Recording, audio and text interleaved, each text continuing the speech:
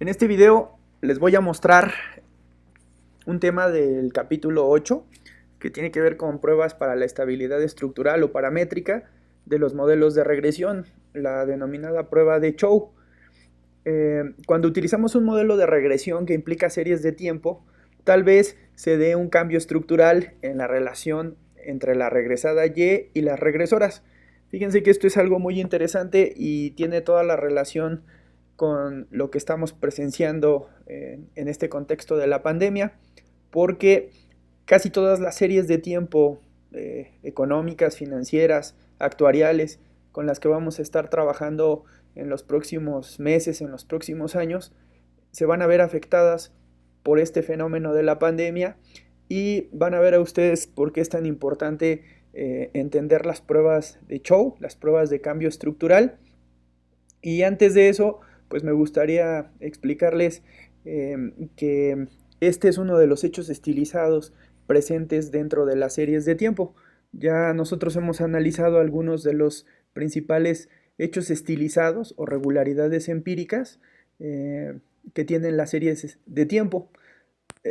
Este libro de Enders nos establece que nosotros podemos caracterizar las características clave de varias de las series de tiempo con lo que se denomina como hechos estilizados. Es decir, son eh, regularidades empíricas, es decir, son fenómenos que se presentan en las series de tiempo, a veces se presentan todos, a veces algunos, pero lo que es indudable es que todas las series de tiempo al menos presentan algunas de estas características. Nosotros ya hemos estudiado la característica de la tendencia, es decir, que muchas de las series contienen cierta tendencia, es decir, presentan un comportamiento creciente. Pero también han empezado a estudiar un tema muy importante dentro de las series de tiempo que es la volatilidad. Este hecho establece que la volatilidad de muchas series parece ser no constante a lo largo del tiempo. Entonces, esa volatilidad no constante es la que se representa con esta gráfica, es la que también se ha ya trabajado con algunos ejemplos o se verá en algunos ejemplos en series de tiempo con los modelos Garch, ¿no? Los modelos Garch son los que permiten pues justamente modelar este tipo de fenómenos o este tipo de hechos estilizados, que es el de la volatilidad. Y después de ese, me gustaría saltarme hasta el siguiente hecho estilizado, no el cuarto, no el tercero, no el cuarto, sino tampoco el quinto, sino el último, que creo que es este, el sexto, que establece que algunas de las series exhiben quiebres o choques. Por ejemplo, dice aquí que la crisis financiera del 2007 y del 2008 causó que un número de series de tiempo experimentaran quiebres estructurales, como lo que ahorita estábamos viendo, ¿no? Esta parte de ¿para qué sirve la prueba Chow? Ah, bueno, la prueba Chow sirve para identificar estos quiebres en las series de tiempo, sobre todo ante hechos importantes como lo podría ser una crisis financiera o como, insisto, lo que hemos visto a lo largo de este año, el impacto que ha tenido la pandemia, eso definitivamente generará un quiebre estructural, un structural break en varias de las series que nosotros vamos a utilizar, no solo ahora en la escuela, sino también en el campo laboral. Por eso es importante que ustedes identifiquen la forma en la que se debería incluir este quiebre estructural y qué implicaciones tiene, ¿no? Entonces, aquí para mostrarlo de manera muy clara, me parece que son la serie que se utiliza el precio del petróleo crudo, del Brent del norte, y entonces aquí vemos los datos semanales del precio spot del petróleo y vemos que en el año 2008, derivado de esta crisis financiera 2007-2008, pues se presentó un quiebre.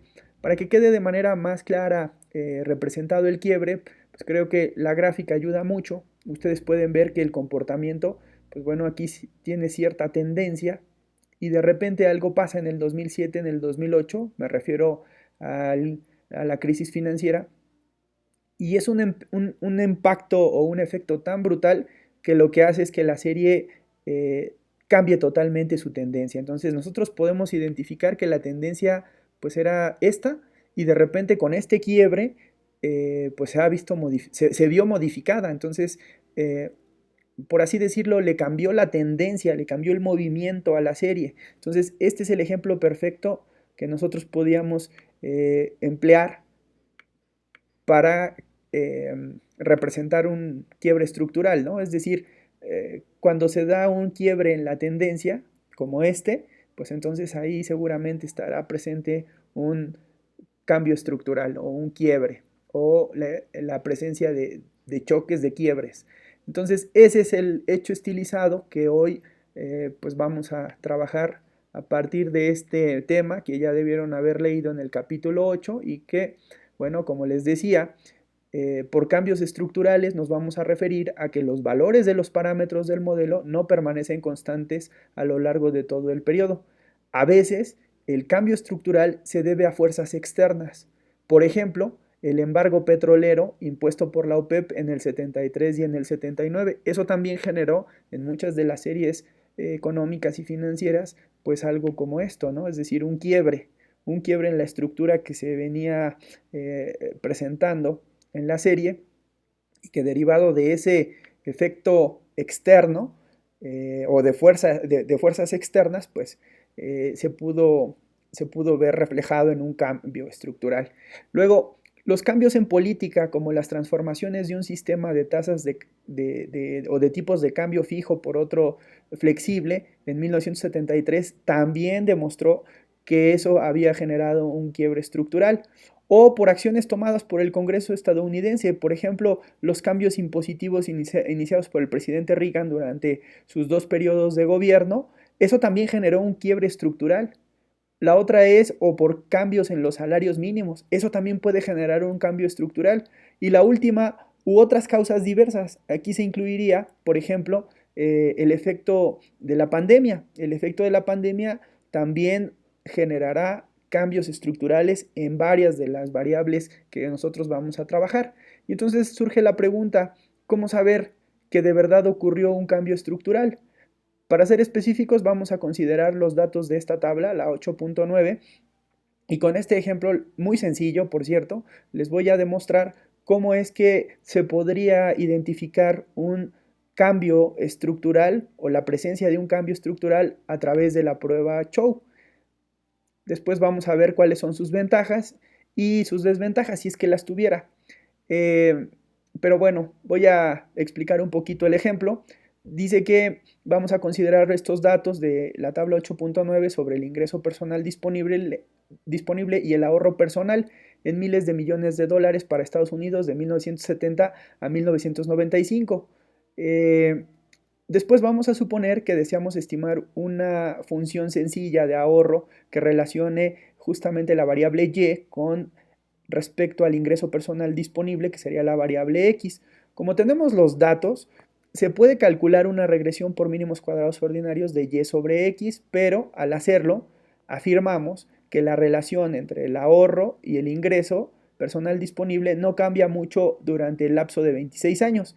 Este tal vez sea un supuesto difícil de creer. Ahorita vamos a ver la gráfica y vamos a ver por qué es un supuesto difícil de creer el de decir que los coeficientes parece que no cambiaron mucho durante esos 26 años. Por ejemplo, nosotros sabemos muy bien que en el año de 1982 Estados Unidos experimentó una de sus peores recesiones en tiempos de paz y que la tasa de desempleo alcanzó el 9.7%, la más alta desde 1948. Entonces, un suceso como este, me refiero, insisto, a la parte de que Estados Unidos en el año de 1988, perdón, de 1982 experimentó una de las peores recesiones. Esa recesión lo que generó seguramente fue un quiebre estructural. Pero bueno, por eso vamos a utilizar estos ejemplos, o este ejemplo, en donde si ustedes ven, tenemos el periodo desde 1970 hasta 1995. Del 70 al 95, entre estos años, ocurrió un quiebre estructural que va a ser muy evidente a lo mejor cuando lo grafiquemos. Pero bueno, vamos haciendo las cosas. Es decir, un suceso como este pudo perturbar la relación entre el ahorro y el ingreso personal disponible. Para ver si lo anterior sucedió, vamos a dividir la muestra en 2 periodos. Entonces, vamos a dividir la muestra antes y después de ese quiebre, es decir, antes y después de la recesión de 1982. En los ejercicios posteriores seguramente ustedes van a tener un antes y un después del 2020. Es decir, antes del 2020 pasó algo y después del 2020 ocurrió otra cosa. Me refiero al efecto que va a tener la pandemia, antes de la pandemia y después de la pandemia, antes de la recesión del 82 y después de la recesión del 82. Entonces, aquí lo que tendríamos que hacer es dos regresiones, una antes del periodo y una después del periodo. Fíjense que el segundo periodo ya es el que incluye el efecto, ¿no? Es decir, a partir del 82, que es donde se presenta la regresión, pues entonces ahí tendremos esa segunda división de nuestro periodo, ¿no? Pero bueno, vamos a hacerlo paso por paso. Lo que se sugiere aquí es que nosotros llevemos a cabo la regresión 8.73, es decir, la regresión completa, suponiendo que no hay diferencia entre los dos periodos y por tanto se estima la relación entre el ahorro y el ingreso para la totalidad del periodo, que contiene 26 observaciones. Entonces, en otras palabras, esta regresión supone que el intercepto, así como el coeficiente dependiente, permanecen constantes durante todo el periodo. Eso es lo que nosotros vamos a poner en duda. Es decir, si esta fuera la situación, alfa 1 y gamma 1, es decir, lambda, perdón, 1 y gamma 1 tendrían que ser iguales y lambda 2 y gamma 2 también tendrían que ser iguales, porque entonces estaríamos diciendo que en todo el periodo ni el coeficiente de intersección ni el coeficiente dependiente son diferentes. Insisto, ahorita que hagamos alguna gráfica, pues vamos a podernos dar cuenta de qué tan real es esto. Y después haremos lo que nos sugieren, dividir dividir en estos dos periodos para ver si efectivamente ahí en el 82 se presentó un cambio estructural o un quiebre. Entonces, para ya no llevarnos más tiempo, vamos a hacer el ejercicio aquí en RStudio, y entonces lo que vamos a hacer es ponerle un título como siempre para identificar que lo que vamos a hacer es un ejercicio sobre la prueba para la estabilidad estructural o paramétrica de los modelos de regresión, la denominada prueba Chow. Entonces, para eso vamos a utilizar los datos de la tabla que aquí sugieren en el Gujarati, pero antes de eso, pues vamos a borrar todos los datos y bueno, igual voy a utilizar esta opción para que los resultados que me presente pues tengan una estructura con puntos decimales pues adecuada o mucho más fácil de leer, ¿no? Entonces ahí está todo. Lo que tengo que hacer ahora es importar la base de datos. La base de datos que se llama ahorro, si no mal recuerdo, déjenme ver si está aquí. No, creo que es savings. Savings. Sí, debe de ser esta. Bien, aquí está. Esta que se llama Savings Income para la prueba Chow. Y entonces lo que tengo que hacer ahora pues es rápidamente desunir todos los datos para poder utilizarlos. Vean, aquí está la prueba. Aquí están los datos de la prueba. Este es el año de 1970 a 1995, que son exactamente estos mismos datos que nosotros vemos aquí en la tabla 8.9. Después viene ahorro e ingreso. El ahorro y el ingreso son respectivamente savings para ahorro e income para ingreso. Luego viene una variable dummy y dummy 1 por el ingreso. Eso ya después lo utilizaremos cuando se hable sobre variables dicótomas, pero ahorita solamente me voy a concentrar en savings e income para hacer justamente lo que el libro nos señala. Nos dice, bueno, el objetivo de esta práctica es que ustedes identifiquen la manera en la que se puede corroborar si una serie de tiempo o un modelo de regresión presentan cambios estructurales. Entonces, lo que voy a hacer enseguida es una gráfica que nos muestre si habría una posibilidad de sospecha de que existe un cambio estructural y cómo lo vamos a poder identificar, ¿no? Entonces, le voy a dar aquí un plot, una gráfica entre los ahorros y el ingreso, y ustedes van a poder ver aquí la gráfica. La voy a hacer un poco más grande para que ustedes vean lo siguiente. Aquí tenemos la gráfica del ingreso explicando a los ahorros. Pero aquí es donde yo les pregunto si la pendiente sería la misma y la intersección sería la misma. Nosotros podemos hacer un trazado de una línea de regresión por aquí y entonces veríamos que casi todos estos datos estarían cubiertos por esta posible línea imaginaria que ahorita estoy trazando con el cursor.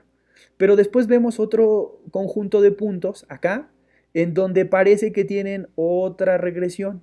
Sería otra la regresión que los estaría explicando, es decir, no esta. Si nosotros seguimos con la línea de regresión, pues entonces al seguir con la línea de regresión, todos estos puntos habrán quedado fuera. Ahora, si yo trazo otra línea de regresión que fuera más o menos esta que va por aquí, pues entonces estos puntos ya estarían siendo cubiertos por esta línea de regresión.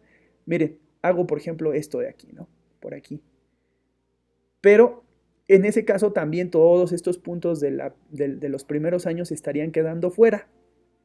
A eso es a lo que me refiero con que probablemente ni la intersección, es decir, porque la intersección de esta primera regresión pasaría casi por aquí por 0, y la otra ecuación de la recta pasaría acá por 150, pues serían diferentes. Lo mismo pasaría con la pendiente. Es evidente que esta es una pendiente más inclinada y que este otro tramo tiene una pendiente menos inclinada. Entonces, eso es lo que me llevaría a pensar que muy probablemente, por eso lo hago en grande porque se ve más claro, muy probablemente aquí existió un quiebre estructural. ¿Dónde se dio ese quiebre? Más o menos aquí a la mitad. Y esa mitad, si nosotros nos vamos a los datos, pues vemos que es por ahí del año de 1982. 1982, que es donde se presentó la recesión de Estados Unidos o la recesión en Estados Unidos. Entonces, vamos a ver que lo que podríamos hacer ahora para identificar ese posible cambio estructural es dividir la muestra completa. Primero vamos a hacer la regresión completa, después a dividir en dos periodos, uno de 1970 a 1981 y otro del 82 al 95. Entonces voy a hacer justamente esto, voy a poner la regresión completa. La regresión completa sería de 1970 a 1981. Entonces esto lo voy a poner por acá, aquí al lado, para que se vaya viendo todo lo que vamos haciendo y comparándolo con los resultados de nuestro libro. Entonces vamos a hacer aquí la primera regresión. De 1970 a 1995 sería esta regresión completa. Y entonces aquí tenemos pues los resultados. Voy a ponerle aquí de una vez su resumen de la regresión 1. Y entonces lo que vemos es algo como esto, ¿no? Estos son los resultados. Aquí estaríamos suponiendo, si no vemos la gráfica, pues nosotros supondríamos que este es el coeficiente de intersección y este es el coeficiente de pendiente y que este no cambia durante todo el periodo de los 26 años. Pero decimos que estas 26 observaciones parece que no es cierto el hecho de que no cambian, es decir, sí se presenta durante ese periodo un quiebre estructural. Ese quiebre estructural pues es lo que vamos a intentar identificar. En otras palabras, esta regresión supone que el intercepto así como el coeficiente de pendiente permanecen constantes. Es decir, esta regresión que acabamos de hacer supondrían que todos los coeficientes de intersección y de pendiente, si nosotros dividiéramos la muestra, pues entonces serían iguales. Entonces, esto resulta muy lógico. Si yo corro una regresión para el primer periodo y para el segundo periodo, estos deberían de ser iguales. En el caso en el que esta regresión 8.7.3 se estuviera presentando, es decir, que tanto los coeficientes de intersección como los de pendiente permanecieran constantes. Pero vamos a ver qué pasa cuando hacemos la división de estas dos muestras. Vamos a suponer que la regresión en ambos periodos son distintas, es decir, que el intercepto y los coeficientes de pendiente son diferentes, como se indica mediante los parámetros con subíndice. Es decir, nosotros aquí diríamos que tanto el periodo 1, que sería el coeficiente de intersección gamma 1, y el coeficiente de intersección para el periodo 2, no son iguales. Y no son iguales por lo que decía hace rato con la gráfica. Si ustedes recuerdan, parece que la gráfica tiene tanto el coeficiente de intersección como el coeficiente de pendiente diferentes. Entonces, ahí es donde se podría estar identificando un posible quiebre estructural, que cuando uno ya revisa la literatura, pues se da cuenta que en el periodo de 1970 a 1995, entre otras cosas, sucedió un hecho muy importante justo en el año 1982 que tiene que ver con una recesión. Lo mismo nos pasará a nosotros. Cuando trabajemos con datos de 1990, por ejemplo, al 2030, van a decir, bueno, en el 2020 ocurrió un considerable quiebre estructural y bueno, ese será nuestro año en el que identificaremos, insisto, un quiebre en la estructura. Me refiero a esto, ¿no? Es decir, las cosas venían con cierta tendencia y de repente se presentó el quiebre estructural, lo que llevó a un cambio total en la estructura de las variables económicas, financieras, actuariales. Entonces, vamos ahora a demostrar esto. Hacemos la regresión dividiéndola en dos periodos. El primer periodo que va de 1970 al 81, ¿no? Entonces voy a hacer esta regresión y vamos a poner entonces aquí este primer periodo. Vamos a ponerle aquí que, perdón, voy a borrar esto y lo vamos a poner por acá. Aquí está. Vamos a poner que el primer periodo corre de 1970 a 1981.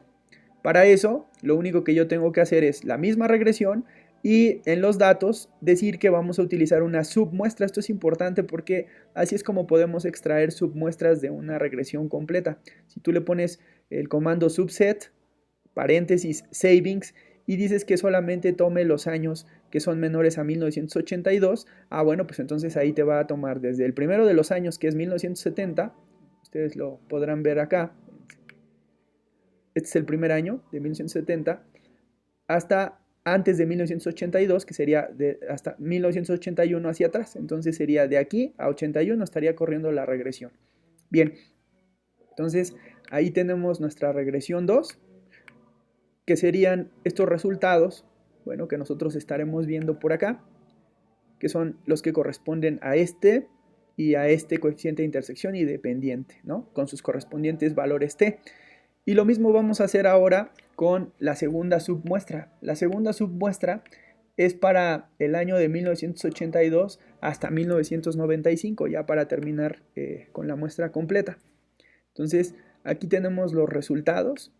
La diferencia aquí es que ahora la submuestra va a utilizar el año posterior a 1981, es decir, va a tomar el 82, el 83, el 84 hasta 1995.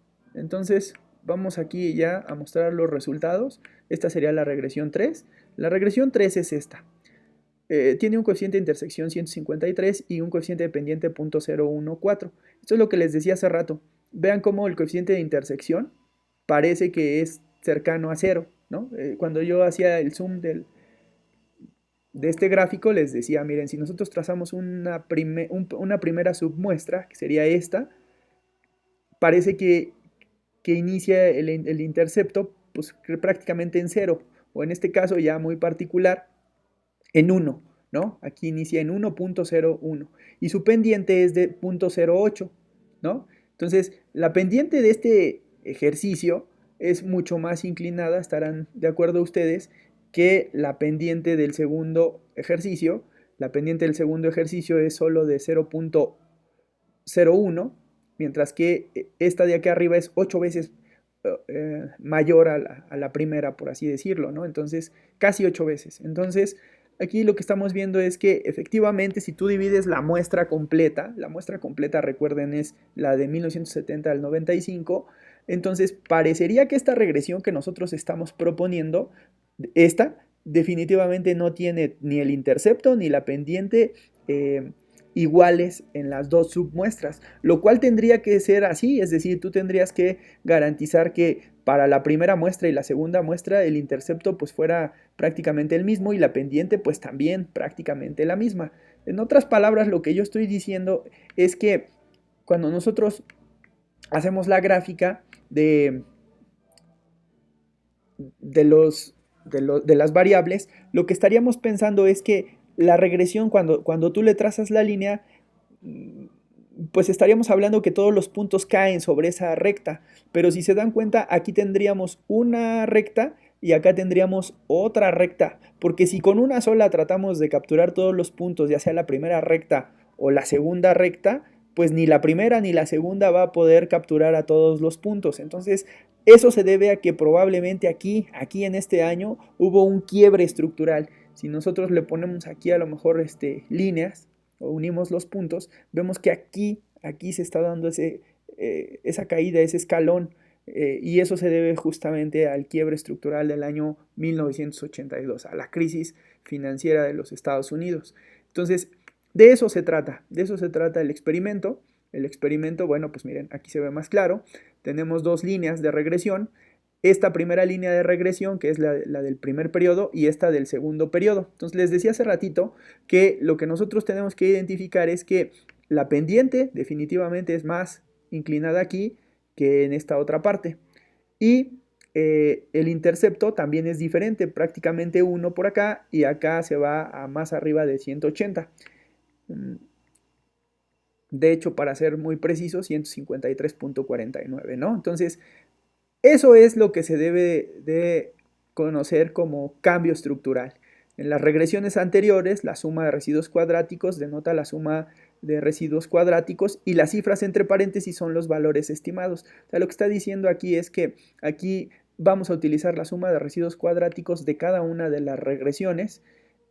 Pues bueno, esto es muy fácil también identificarlo. Por ejemplo, vamos a hacer el primer periodo.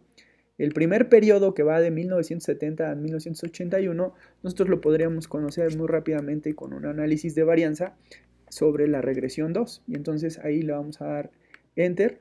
Y aquí vamos a ver que la suma de residuos corresponde a 1785, que son esta suma de residuos cuadráticos. Y lo mismo para la otra submuestra, ¿no? Es decir, vamos a pedir una ANOVA, pero para la regresión 3. Y ese ANOVA para la regresión 3, pues me debe regresar el valor de 10.005. Entonces vamos a ver si esto es cierto. Vamos a pedirle una ANOVA sobre la regresión. Y aquí está, 10.005, que sería la suma de residuos. ¿Por qué les pido estos valores o que los tengamos muy presentes? Pues porque los vamos a utilizar para la prueba Chow. ¿Qué es la prueba Chow? Bueno, antes de llegar a la prueba Chow vamos a leer un poco sobre una mirada a las regresiones estimadas indicaría que la relación entre el ahorro y el ingreso personal disponible no es la misma en los dos subperiodos, es decir, en el subperiodo del 70 al 81 que en el del 82 al 95. Vean esta inclinación, son diferentes y por lo tanto también el coeficiente de intersección son diferentes. Ahora, la pendiente en las regresiones anteriores de ahorro-ingreso representa la propensión marginal a ahorrar, es decir, el cambio promedio en el ahorro como resultado de un incremento en $1 en el ingreso personal disponible. Ya vimos también que se hizo una regresión conjunta, pero dice aquí, las posibles diferencias, es decir, los cambios estructurales, quizás se deban a diferencias en el intercepto o en el coeficiente de la pendiente o a ambos. ¿Cómo se puede saber esto? De la figura 8.3 se obtiene una intuición gráfica. Vamos a ver cuál es la figura 8.3. Creo que es esta. Sí, esta es la intuición gráfica. Si ustedes pudieran unir todos estos puntos, que en realidad sí lo podemos hacer, ya lo hemos hecho acá. Lo que estoy diciendo aquí es que esta es la gráfica completa. Este primer tramo es el que corresponde a estos puntos que están aquí. Y este segundo tramo de la segunda submuestra pues corresponde a estos otros puntos que están por acá. Entonces, esto es lo que nos da una muestra muy clara, gráfica, de un posible quiebre estructural. Aquí dice, quizás se deban estas diferencias en la pendiente y en el intercepto a quizás se deban a diferencias en estos coeficientes y en el intercepto, pero ¿cómo saberlo? Dice que de la figura 8.3 pues se obtiene una intuición gráfica. La intuición gráfica es, ahí hubo un quiebre estructural. Pero resulta útil contar con una prueba formal. Aquí es donde la prueba Chow muestra su valía. La prueba supone que, y aquí está toda la prueba completa, se van a tomar las perturbaciones de la submuestra 1 y de la submuestra 2, es decir, los términos de error en las regresiones de los subperiodos, que están normalmente distribuidos con la misma varianza. Se supondría que son homocedásticos, es decir, que tienen la misma varianza. Los dos términos de error, tanto U1 como U2, están independientemente distribuidos. Los mecanismos de la prueba Chow son los siguientes. Se estima la regresión 8.7, que resulta apropiada si no hay inestabilidad en los parámetros, y se obtiene la suma de residuos cuadráticos 3. Es decir, me refiero a la regresión completa. Si yo hago lo mismo que ya hice hace ratito con el ANOVA para la regresión completa, que sería esta, sobre la regresión 1, pues estos serían los resultados de la suma de residuos cuadráticos total, porque es el periodo completo, 23.248, ¿no? Es este que aquí él coloca como la suma de residuos cuadráticos completa. Y entonces se llama suma cuadrada de residuos restringida, SCR subíndice R, pues se obtiene al imponer la restricción que ya decíamos. Este estaría restringiendo, es decir, el modelo completo estaría restringiendo a decir que este y este y este y este son iguales. El intercepto es igual para el primero y segundo periodo y la pendiente para el primero y segundo periodo. Ya de la gráfica nosotros vemos que eso no se va a presentar, pero bueno, por eso es que vamos a utilizar esta prueba Chow para ver cómo es que podemos implementarla para identificar los quiebres estructurales. Dice, en el paso número 2, dentro de la prueba Chow, nosotros tenemos que estimar la suma de residuos cuadráticos del primer periodo y del segundo periodo. Esto ya lo habíamos hecho hace ratito, el valor de 1785, que dijimos está por acá, y aquí está. Y el segundo periodo, que es de 10.005, que es este otro, con los respectivos grados de libertad. Y la 4, el punto 4 es, como los dos conjuntos de muestra se consideran independientes, se pueden sumar, es decir, la suma de residuos cuadráticos 1 y 2 para poder obtener la suma de residuos cuadráticas no restringida. Recuerden que la restringida es la que considera que todo el periodo es el que presenta intersecciones y pendientes iguales. Por lo tanto, el no restringido, es decir, el no restringido sería el que divide a la muestra 1 y a la muestra 2. Entonces, en este caso, pues vamos a presentar una prueba F para poder identificar esta hipótesis, ¿no? Es decir, vamos a sumar los residuos del periodo 1 y del periodo 2 y a eso lo vamos a llamar no restringido. ¿Por qué no restringido? Porque nosotros no estaríamos restringiendo a lo que verdaderamente está pasando. No restringiríamos que las intersecciones y las pendientes son diferentes. Por eso se llama la suma de residuos cuadrática no restringida. Mientras que la que sí restringe, recuérdenlo, es la de el modelo completo, es decir, esta ecuación completa, ¿no? La de 23.248. Bien, en el caso presente, nosotros vamos a tener que hacer la idea fundamental de la prueba Chow, y que es que si de hecho no existe un cambio estructural, es decir, si la regresión 871 y 872 son esencialmente la misma, repito, eso se daría siempre y cuando gamma 1 lambda 1 y gamma 1 fueran iguales y lambda 2 y gamma 2 fueran iguales. Ahí es donde sí se estaría cumpliendo que son iguales, ¿no? Es decir, 871 y 872 son esencialmente las mismas. Y la suma de cuadrados restringida, de residuos cuadráticos restringida y la suma de residuos cuadráticos no restringida no deberían de ser estadísticamente diferentes de 0. Por tanto, si formamos la siguiente razón, es decir, aquí incluiríamos la suma cuadrática de residuos restringidos menos el no restringido entre K dividido entre la suma cuadrática de residuos no restringidos entre N1 más N2 menos 2K, pues entonces Chow nos permite demostrar que según la hipótesis nula, las regresiones 871 y 872 son estadísticamente iguales. Aquí hay que identificar la hipótesis nula. La hipótesis nula, repito, entonces es que tanto el subperiodo 1 es igual al subperiodo 2. Eso es lo que se estaría probando en la hipótesis nula. Mientras que en la hipótesis alternativa se diría lo contrario, que 871 y 872 son diferentes, ¿no?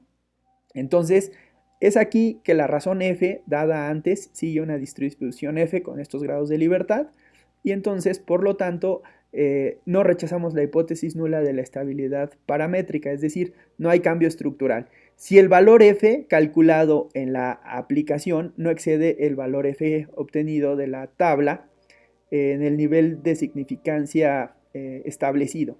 En este caso se justificará la regresión conjunta. Por el contrario, si el valor f calculado excede el valor crítico, pues entonces vamos a rechazar la hipótesis de la estabilidad paramétrica y concluiremos que las regresiones son diferentes, ¿no? Entonces, esto es lo que yo pienso que va a pasar sin hacer antes todavía la prueba, solo de la gráfica, ¿no? Es decir, yo digo, vamos a concluir que las regresiones 871 y 872 son diferentes. ¿Por qué? Pues porque la gráfica te indica muy claramente que tanto los coeficientes de intersección como las pendientes son diferentes. Entonces, ¿ahí qué es lo que estaremos esperando?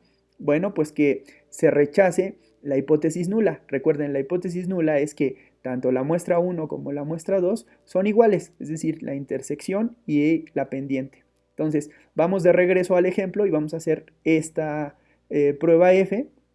Esta prueba F en realidad es muy sencilla. La prueba F, miren lo que tendrían que hacer. La prueba F, lo único que tendría que hacer es decir que lo que vamos a tomar en cuenta son las sumas de residuos cuadráticos no restringidos, es decir, la de la suma completa. Este ANOVA de la regresión 1, que fue el modelo completo, 23.248.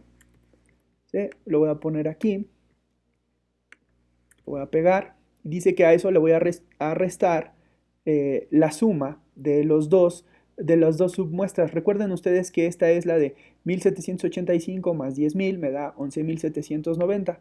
Entonces aquí le voy a poner 11.790, que es exactamente lo que está haciendo aquí el libro, y lo divido entre 2.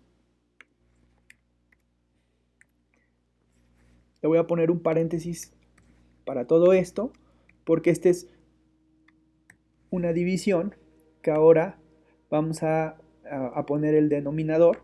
Es un cociente en el que ya pusimos el numerador y ahora vamos a poner el denominador. El denominador otra vez es la suma de los dos subperiodos, es decir, la regresión 2, recuerden. Repito, 1785 más 10.005, pues me va a dar 11.790.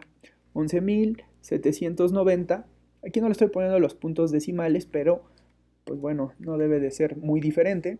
Lo divido entre 22, que es el número de grados de libertad completo, y entonces esto me da el valor de 10.69. Ahí lo ven, es este mismo.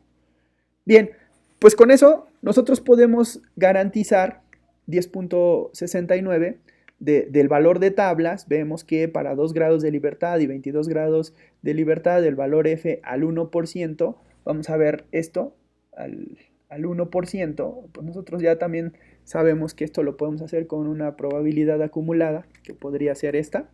La probabilidad acumulada al 1%, es decir, 0.99719 con 2 y 22 grados de libertad, pues nos da ese valor de 7.72, más o menos, 7.7, que nos está diciendo. Este punto, recuerden la distribución, ¿no? Ustedes tienen la distribución F, la región de rechazo y la región de aceptación. Al 1% se encuentra el 7.72. Por lo tanto, cualquier valor que sea mayor a ese 7.72, pues va a caer más a la derecha, es decir, va a ser prácticamente 0.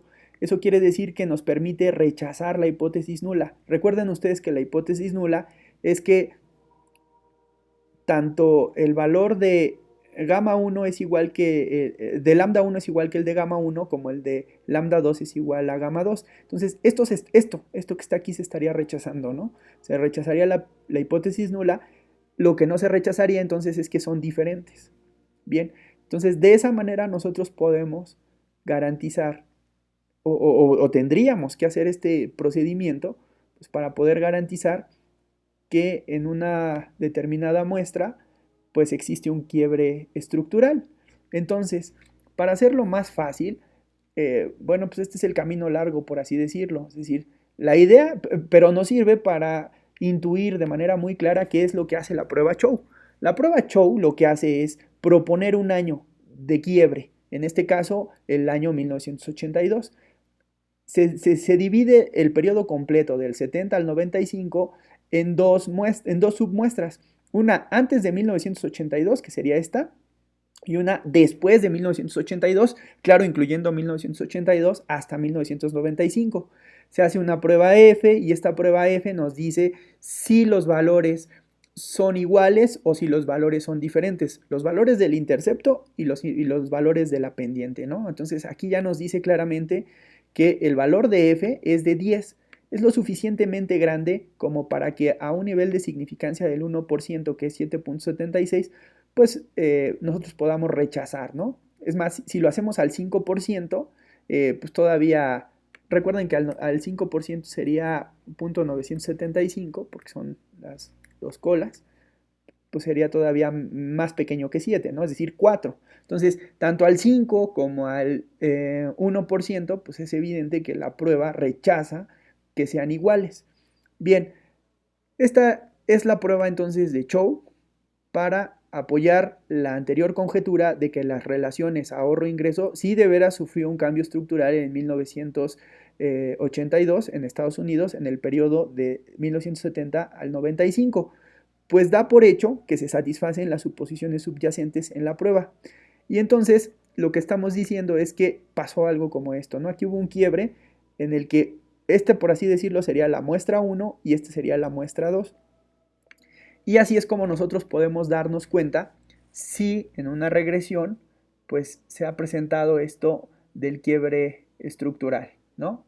Entonces, vamos a ver quizá una forma más sencilla en R a través de la cual podemos identificar este mismo fenómeno, y esto se hace a través de una librería que se llama Struct Change, su nombre lo dice todo, cambio estructural.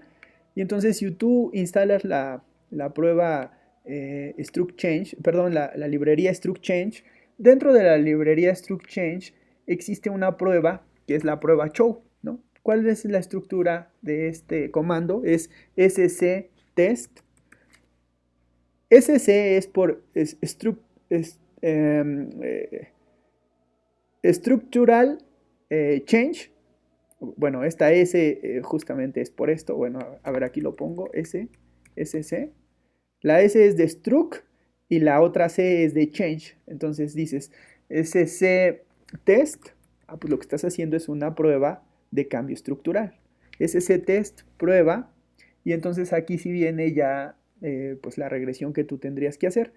Se hace sobre la regresión completa, es decir, savings, virgulilla, y luego viene income. Luego le vamos a poner coma, los datos que provienen de la base de datos savings. Y ya nada más lo único que se tiene que hacer después es pedir qué tipo de prueba es la que vamos a realizar. Ahí se le pone entre paréntesis, entre comillas, perdón, la prueba Chow. Entonces, ¿qué estamos haciendo con la librería al pedirle la prueba de cambio estructural sobre la regresión completa? Este savings income es sobre la regresión completa, por así decirlo, es sobre la regresión del 70 al 95. Y vean aquí qué interesante, porque solo con poner este comando, entonces se desarrolla todo el proceso que ya hicimos, ¿no? Se coloca aquí un punto de quiebre. Claro, ahora viene la parte muy interesante, que es ¿cuál sería ese punto de quiebre? Tú lo tienes que definir, tú le tienes que decir point, va a ser igual. Y entonces aquí vamos a ver que si nosotros nos vamos a los datos, nosotros vemos que el punto de quiebre se da en qué observación. La primera es 1970, la segunda es 1975, entonces nos iríamos a 1981, 82, que aquí es donde se da el quiebre, ¿no? 1982. Entonces, nosotros podríamos ponerle aquí, ¿qué pasa entre el 81 y el 82? Está entre 12 y 13, el cambio, el quiebre estructural.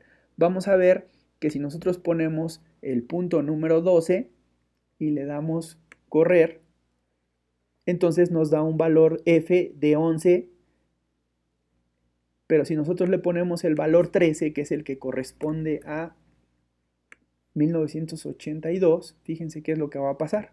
Si nosotros le damos cambio estructural o prueba de cambio estructural para los ahorros, para la prueba tipo Chow de todo el periodo, y que decimos en el punto 13, ahí en 1982, hubo un quiebre estructural. Cuando le damos Enter, pues nos da el valor justamente de 11, ya redondeado, sería este valor que nosotros encontramos hace rato acá con la prueba F. Ustedes recordarán que la prueba F nos dio un valor de 10.69, que básicamente es 11, y ese valor 11, pues ya aquí nos da incluso el valor de p-value. Ese p-value nos lleva a hacer la lectura más fácil, como se los he dicho anteriormente. Si tú tienes un p-value de 0.005, pues obviamente es más pequeño que el 0.01. Entonces esto te lleva a una región de rechazo y por lo tanto rechazamos que, repito, las dos muestras tengan el mismo coeficiente de intersección y el mismo coeficiente de pendiente. Eso es muy importante, saber qué estamos probando. La hipótesis nula, repito, es que tanto la muestra 1 como la muestra 2 tienen la misma pendiente y el mismo intercepto, contra la hipótesis alternativa, que sería que tanto intercepto como pendiente son diferentes en ambas muestras, a partir de un punto de quiebre. Este punto de quiebre pues sería este que está aquí. Entonces, pues eso sería básicamente todo lo que hay que decir.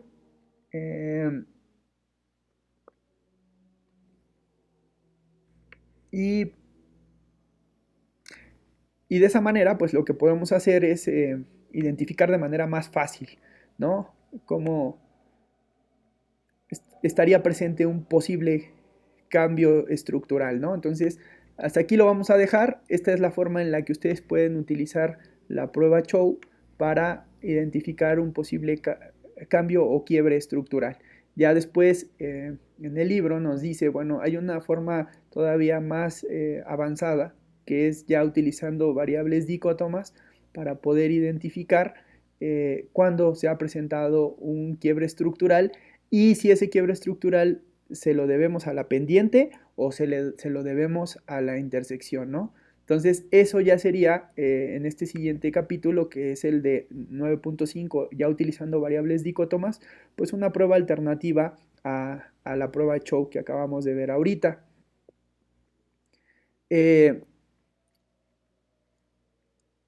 Y pues bueno, aquí vamos a ver para qué sirve esta prueba que utiliza variables dicótomas y cómo nos podría servir para lo que estamos explicando. Para lo que estamos explicando, pues nosotros lo que tendríamos que hacer es decir que, a diferencia de la prueba Chow, que solamente te dice que dos muestras son diferentes, no te dice si esas dos muestras son diferentes porque el intercepto es diferente o porque la pendiente es diferente. Nosotros vamos a identificar que en las regresiones hay 4 posibilidades, las cuales se pueden ilustrar a continuación, ¿no? Vamos a utilizar el mismo ejemplo de Chow que hace ratito acabamos de hacer, donde ya dijimos que dividimos el periodo en dos muestras, 70-81, 82-95, y también se mostró el procedimiento de la prueba Chow, que existía una diferencia en la regresión del ahorro sobre el ingreso para los periodos, es decir, la pendiente y el intercepto son diferentes. Sin embargo, no pudimos determinar si dicha diferencia en las dos regresiones se debía a los términos de intercepto o a los términos de pendiente. Y esto se debe a que pueden existir 4 opciones. Que la primera, que es la que nosotros casi siempre suponemos. Cuando tú presentas un periodo de estudio, supones que ocurre esto, que las regresiones son coincidentes, que tu muestra 1, es decir, gamma 1 y lambda 1 son iguales y que gamma 2 y lambda 2 son iguales, ¿no? Lo que decíamos hace ratito, misma intersección, misma pendiente para las dos submuestras. Pero también puede darse el caso de que existan regresiones paralelas. Esa se da cuando el intercepto es diferente, pero la pendiente es igual. Vean cómo la pendiente de una submuestra y de otra submuestra son iguales y lo único que cambia aquí sería que una es más grande o más pequeña que la otra y entonces ahí tendríamos regresiones paralelas. En el caso contrario, cuando las pendientes sean diferentes, pero el intercepto sea igual, vean aquí el intercepto estaría siendo igual, entonces tendríamos regresiones concurrentes, es decir, la pendiente de estas regresiones es la que estaría cambiando. Y el último de los casos son las regresiones disímbolas, cuando tanto el intercepto como la pendiente son diferentes. Si yo les pregunto en este momento que acabamos de hacer ya este ejercicio y lo tenemos muy fresco, ¿cuál de las interpretaciones sería la que mejor se ajustaría a lo que acabamos de ver? Pues por la gráfica que hicimos hace rato aquí está el plot, veíamos que tanto el intercepto de una como el intercepto de la otra son diferentes y que la pendiente de una y la pendiente de la otra también son diferentes. Entonces ahí estaríamos en el caso del inciso D, es decir, de regresiones disímbolas, ¿no? Pero bueno, ¿por qué les platico todo esto? Como ya mencionamos, la prueba de Chow de múltiples pasos indica solo si dos regresiones son distintas, pero no el origen de esa diferencia. Esto es quizá lo más importante. Chow nos dice si hay diferencias o no hay diferencias, nada más, pero no nos dice quién es el que genera esas diferencias. Para resolver esto, ¿hay alguna situación en la que nosotros podemos demostrarlo a través de variables dicótomas? Como nosotros estamos ya en el tema de variables dicótomas, pues ahora vamos a ver cómo es que estas variables dummy o binarias también nos ayudan a resolver este problema de saber, ya que la prueba Chow nos dijo que las regresiones de las submuestras 1 y 2 son diferentes, ahora esta prueba con variables dummy nos va a decir a quién se le puede atribuir, si al intercepto o si a la pendiente. En este caso sería si a estos interceptos o a estas pendientes, ¿no? Pero bueno, ¿eso cómo se hace? Se hace muy sencillo. Otra vez tenemos las mismas variables, ahorro, ingreso o savings, income. Y luego tenemos la variable dummy. La variable dummy, si se dan cuenta, fíjense, se la vamos a poner, ya está acá, a todos aquellos valores posteriores a 1982, porque ahí es donde se identificó el posible cambio estructural. Entonces, ahí en ese posible cambio estructural, nosotros le vamos a dar el valor de 1 a todo lo que pasó después del 82 y a lo que no pasó antes del 82, pues le vamos a dar el valor de 0. Es decir, aquí hablando de atributos, ¿cuál sería el atributo? El atributo es que todos los que tienen valor de 1 son los años posteriores a la crisis o a la crisis financiera de Estados Unidos. Y todos los que tienen 0 son todos esos años previos o en donde no existió la crisis financiera, ¿no? Entonces, ahí vamos a utilizar el 1 para las observaciones del 82 al 95 y 0 en otro caso, es decir, del 70 al 81. Entonces, para eso vamos a utilizar la tabla 9.2, la que ya tenemos, que es esta, y vamos a correr las siguientes regresiones. Una función de ahorro medios para 1970 y 1981 y otra para 82 y 1995. ¿Cuáles van a ser estas regresiones? Pues estas regresiones van a ser en realidad las que vamos a obtener a través de esta gran regresión. Esta regresión completa es la que incluye la variable dummy y la variable dummy multiplicada por x, es decir, tú tienes originalmente los ahorros explicados por el ingreso. Lo que vamos a hacer ahora con la variable dummy que hemos incluido es ponerla de manera aditiva y de manera multiplicativa, es decir, la vamos a poner sumando y la vamos a poner multiplicando a la variable en cuestión, a la variable exógena. Esto nos va a decir, fíjense qué interesante, si el valor de la dummy es igual a 0, pues nos va a medir solamente el valor de alfa 1 y de beta 1, porque si esto es 0 multiplicado por alfa 2, pues obviamente será 0. Y si esta dummy es 0, porque aquí lo estamos diciendo, la dummy es 0, pues entonces va a multiplicar a lo que sea, pues va a ser 0. Entonces nada más va a permanecer alfa 1 por beta 1 x1. Y en el segundo caso, cuando decimos que dummy es igual que 1, pues entonces aquí vamos a sumar a alfa 1 más alfa 2, porque alfa 2 por 1 pues es alfa 2. Alfa 1 más alfa 2. Y luego 1 por x1 por beta 2, pues eso nos va a dar beta 1 más beta 2 multiplicado por x. Y así es como nosotros vamos a poder condensar los efectos acumulados de uno y de otro. Ahora, ¿qué debería de pasar? Lo que debería de pasar aquí es que si este valor es estadísticamente significativo, te dice entonces que el cambio estructural en el intercepto entonces es diferente, ¿no? Si no fuera significativo, pues te diría entonces que ambos son iguales. Y lo mismo va a pasar con la dummy que multiplica x. Si esta llega a ser estadísticamente significativa, es decir, que tiene un valor significativo, pues entonces va a decir que las pendientes son diferentes.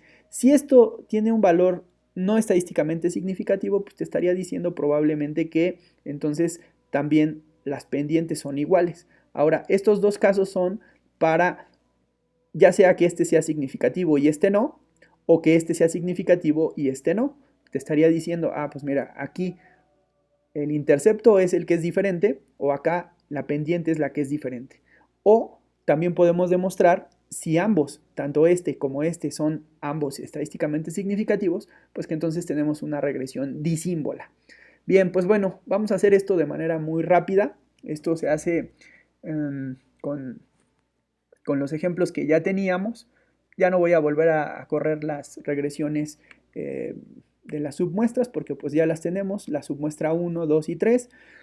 La muestra completa del 70 al 95, la submuestra 1 del 70 al 81 y la submuestra 2 del 82 al 95. Lo único que voy a hacer ahora es, dado que ya tengo una variable dummy, pues voy a interpretar esto que me está pidiendo aquí la regresión y voy a hacer la regresión completa. Aquí la voy a poner. La regresión completa sería R1 igual a los ahorros en función del ingreso por la dummy 1, que sería esta, y luego la dummy 1 por el ingreso. Y entonces aquí tendría ya la regresión, R1, le voy a poner aquí el resumen, summary de R1.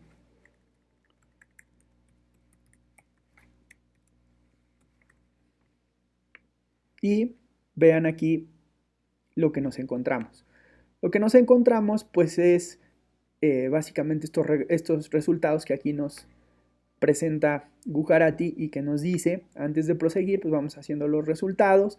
Aquí tenemos los resultados de la intersección y del ingreso, income, que sería este valor, 0.0803, y de menos 0.0655, que sería el ingreso por la variable dummy. Y también tendríamos el valor de la dummy solita, que es 152.47. Si se dan cuenta, aquí están incluidas todas las regresiones que ya habíamos hecho hace rato. Fíjense, voy a hacer la primera regresión, la primera submuestra. Y cuando le dé la submuestra, ahí vamos a ver los valores de 0.08 y 1.01. Aquí está. 0.08 y 1.01, si lo ven, aquí está el income y el intercepto, son estos valores.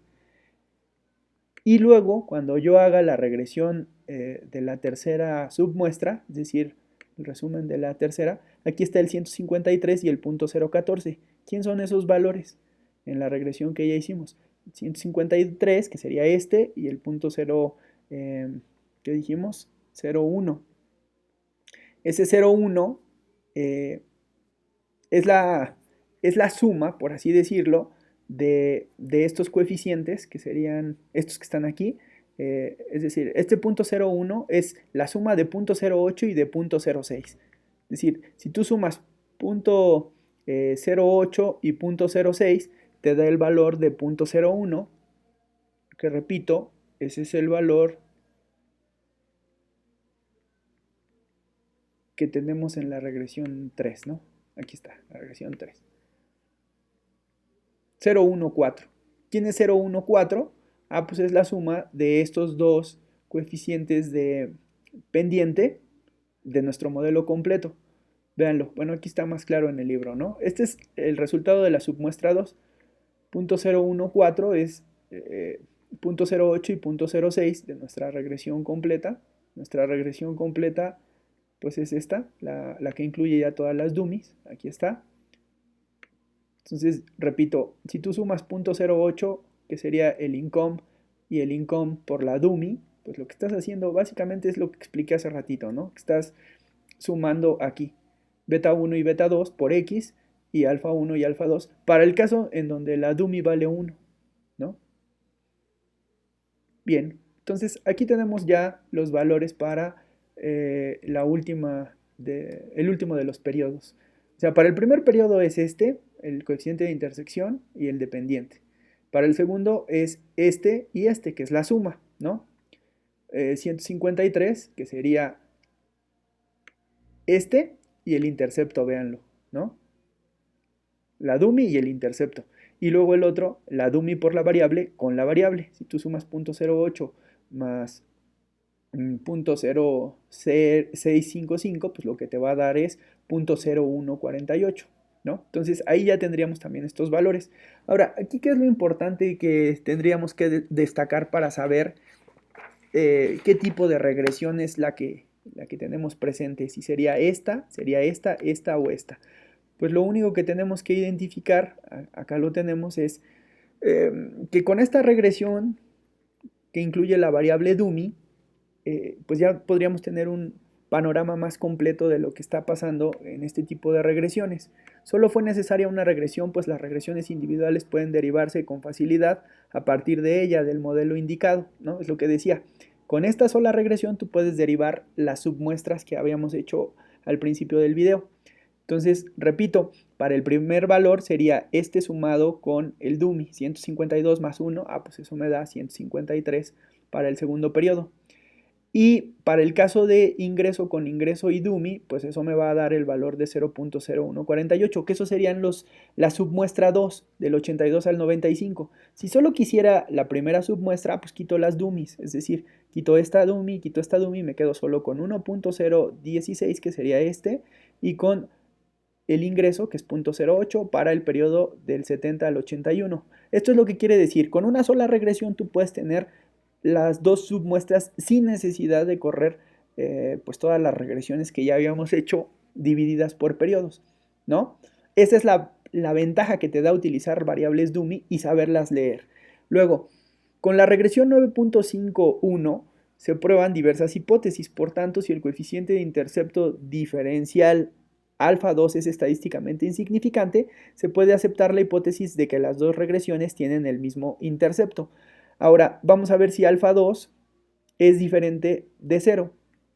¿Quién es alfa 2? Alfa 2 me refiero a este valor de aquí, la dummy. La dummy es estadísticamente diferente o igual que 0. Pues dice que es estadísticamente significativa, por lo tanto decimos que esta dummy es diferente. Entonces ya con eso garantizamos que aquí el intercepto sí es diferente. Hay un intercepto diferencial. Lo mismo puede pasar con, dice aquí de modo semejante, con la pendiente. La pendiente es diferencial. Eso se va a saber con beta 2. ¿Quién es el valor de beta 2? Pues la que sale de multiplicar la dummy por x. Aquí está, la dummy por el ingreso. Es estadísticamente significativo, por lo tanto también estamos garantizando que no solo el intercepto es diferente, sino que también la pendiente es diferente.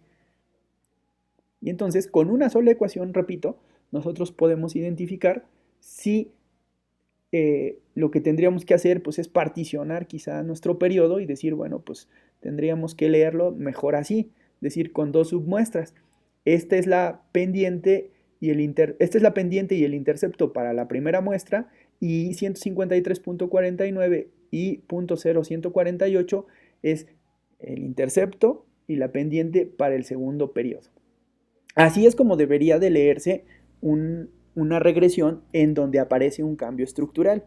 De otra manera, pues entonces uno se estará equivocando al decir o al suponer que entonces tanto la pendiente y el intercepto son invariantes durante el periodo 1970 a 1995, lo cual no es cierto. La gráfica nos lo demuestra y las estadísticas ahorita nos lo están diciendo. Entonces, la prueba de estabilidad de todas las regresiones sería que alfa 2 es igual que beta 2 e igual que 0, ¿no? Pero esto no se da, ya vimos que tanto alfa 2 como beta 2, aquí está alfa 2 y beta 2, pues son estadísticamente diferentes de 0. Entonces, la prueba Chow no establece de manera explícita cuál coeficiente o intercepto son distintos. Recuerden, la prueba Chow lo único que nos dice es si hay o no diferencia entre una muestra y otra muestra. La ventaja de utilizar las variables dummy es que nos dicen si ese cambio proviene del intercepto o de la pendiente. Es así de sencillo. Si tú ves la pendiente multiplicada por la variable dummy y esta es significativa, como aquí lo es, pues entonces dices, ah, bueno, pues entonces la pendiente es diferente o las pendientes son diferentes.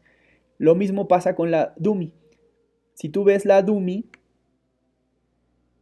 que es estadísticamente significativa como aquí, pues tú también dices, ah, pues entonces también estas son diferentes. Así es como se podría leer de manera muy sencilla durante un periodo si existen submuestras que tienen interceptos y pendientes diferentes. Esto es algo de suma relevancia, repito, porque con todo lo que estamos viendo ahora de la pandemia, muchos de los modelos definitivamente se van a ver trastocados por este fenómeno que se llama, por esta regularidad empírica que se llama quiebres estructurales. Estos quiebres estructurales nos dicen que una muestra no puede ser tratada como otra muestra o no puede interpretarse como que tienen la misma pendiente o que tienen el mismo intercepto, porque se presentó un cambio estructural, ¿no? Entonces, en este video lo que hemos visto pues es que justamente con la prueba Chow nosotros podemos definir si existe igualdad o diferencia entre dos muestras,